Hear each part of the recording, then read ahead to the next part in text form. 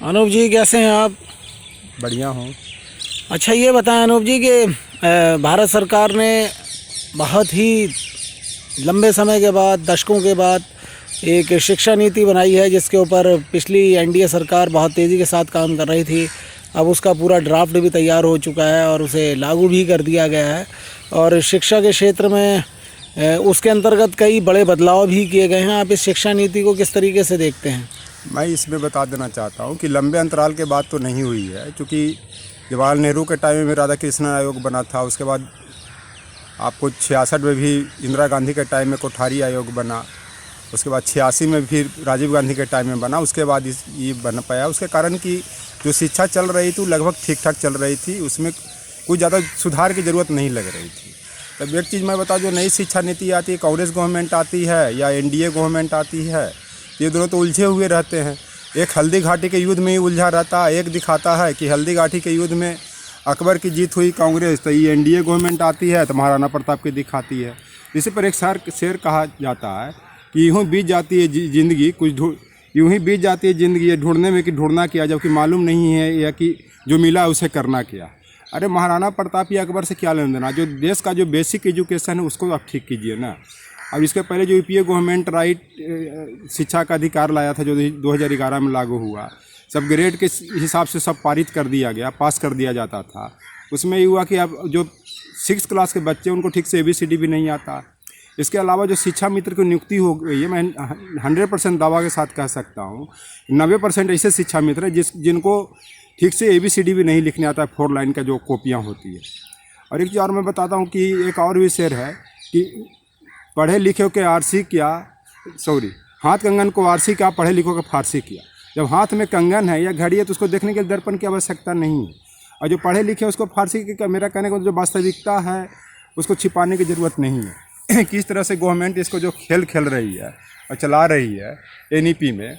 अभी digital India की बात करते हैं। डिजिटल इंडिया में ठीक से तो किसी के पास ना कंप्यूटर है ना लैपटॉप है, ठीक से अल्फ़ाबेटिकली पहचानने नहीं आता।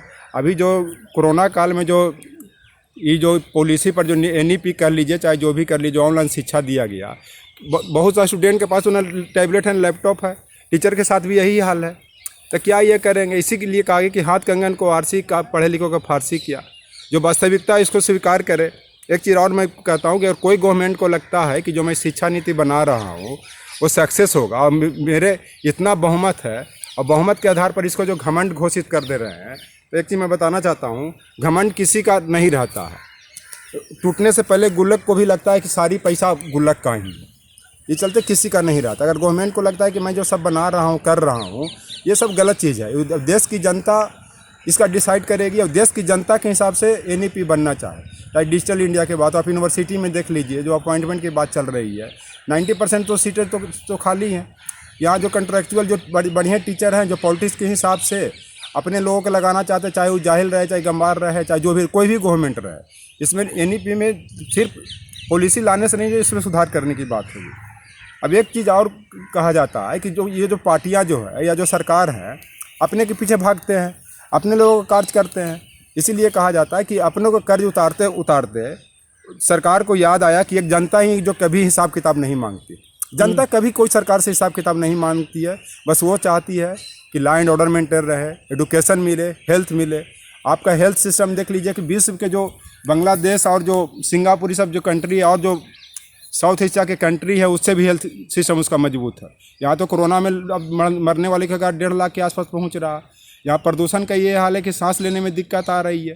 गवर्नमेंट चाहे तो मैंने 20 से 25 दिन में दिल्ली का प्रदूषण खत्म कर सकती है। तो ये जो शिक्षा नीति इन्होंने नई बनाई है, इससे क्या हम जो डेवलपिंग कंट्री हैं, डेवलप्ड कंट्रीज़ हैं, उनकी रेस में कहीं ना कहीं अपने आप को शिक्षा के क्षेत्र में जोड़ पाएंगे? अब मैं बता रहा हूँ कि पॉलिसी बनाने से नहीं होता। यहाँ तो देखते हैं कि यहाँ एक रिस्क का भी कहावत है, औपचारिकता। होता क्या है, होना क्या चाहिए, हो रहा है क्या। यहाँ तो पॉलिसी बनाने के लिए NEP पर तो बहुत अच्छा बन जाता था। इससे बढ़िया तो 1986 का जो एजुकेशन पॉलिसी था वो था। कम से कम जो बच्चे भी 10 तक आते थे, ABCD ठीक से लिखते थे, बढ़िया से पढ़ते थे। आज वही टीचर भी सर्वाइव कर रहे हैं जो 2000 पहले के थे। आज तो टीचर को कुछ बुझा ही नहीं रहा, जब स्टूडेंट को ही नहीं बुझा रहा है कि डिग्री देना है। हालांकि इस शिक्षा नीति को मैं पहले वाली नीति से समर्थन करता हूँ कि कुछ इसमें इम्प्रूवमेंट किया गया है। इम्प्रूवमेंट का मतलब ये है कि जो कि मतलब क्लास होगा, एग्ज़ाम होगा। एक चीज़ और मैं बताना चाहता हूँ कि इसमें जो दलित वर्गों के वंचितों के लिए कोई व्यवस्था नहीं किया गया। देखा जाए जैसे मान ली योजना आयोग रहता था तो अनुसूचित जाति के लिए अलग से ये होता था, फंड का व्यवस्था होता था, या और जो भी इस तरह से वंचित समूह के थे उनके अलग अलग, चाहे अल्पसंख्यक वर्ग के क्यों नहीं है। इसमें क्या हुआ, इसमें तो कहीं कोई NEP में नज़र आ नहीं रहा। चाहे डिजिटल इंडिया की बात हो, चाहे वंचित समूह की बात हो, तो अपने अपने पॉलिसी बनाते, अपनी अपनी डाफली, अपनी अपनी राग की बात है। लेकिन फिर भी जो भी इस पॉलिसी में बना है उसके लिए है कि बेसिक इंफ्रास्ट्रक्चर को मजबूत किया जाए। हर स्टूडेंट के लिए एक डिजिटल मैंने एक लैपटॉप की व्यवस्था किया है, टैबलेट की व्यवस्था किया है, ताकि ऑनलाइन भी जो एजुकेशन है वो संबंधित है उसको भी बढ़ावा दिया जाए। ग्रामीण क्षेत्रों में डिजिटल इंडिया की बढ़ावा कहाँ से दूंगा, तो ठीक से ABCD भी लिखने नहीं आता सबके पास। तो जो गवर्नमेंट तो बहुत दिन से स्किल डेवलपमेंट की भी बात कर रही है। गवर्नमेंट ने जो भी स्किल डेवलपमेंट की बात की है, जो डिजिटल इंडिया चलाई है, सारा फेलुअर हो गया।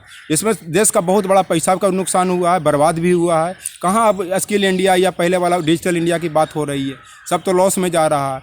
इस चलते NEP का जो बढ़ाने की बात है सिर्फ कानून बनाने से नहीं हो जाएगा। समाज के, देश के सभी वर्गों के, खास करके वंचित समूह, ग्रामीण क्षेत्र के लोग, उसके बाद जो भी दलित समाज के लोग हैं, उस सबको इसमें शामिल करने की आवश्यकता है। ठीक है, धन्यवाद आपके वक्तव्य के लिए और आपके विचार के लिए Anoop ji. Thank you. Thank you.